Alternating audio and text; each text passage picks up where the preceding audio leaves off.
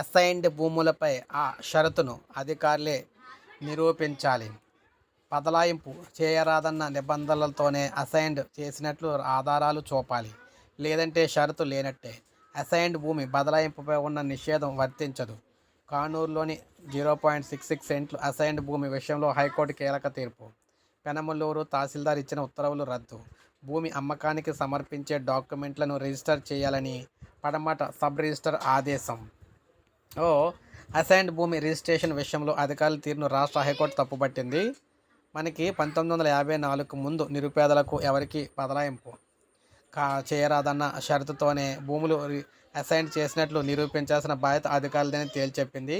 ఈ మేరకు ఆధారాలు సమర్పించకపోతే అసైన్డ్ భూమి విషయంలో ఎలాంటి షరతు లేదనే భావించాల్సి ఉంటుందని స్పష్టం చేసింది. ఇలాంటి పరిస్థితుల్లో అసైన్డ్ భూములు అన్యాక్రాంతంపై ఉన్న నిషేధం ఆ భూములకు వర్తించదని పునరుద్ఘాటించింది.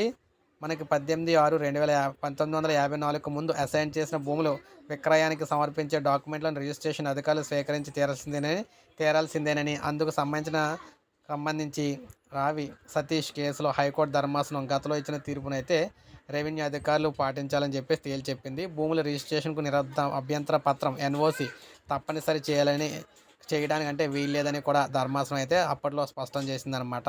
కృష్ణా జిల్లా పెనమలూరు మండలం కానూరు గ్రామం సర్వే నంబర్ 177/A లోని 66 సెంట్లు భూమిని ప్రభుత్వ నిధిగా పేర్కొంటూ 2008లో పెనమలూరు తహసీల్దార్ జారీ చేసిన ప్రొసీడింగ్స్ను రద్దు చేసింది.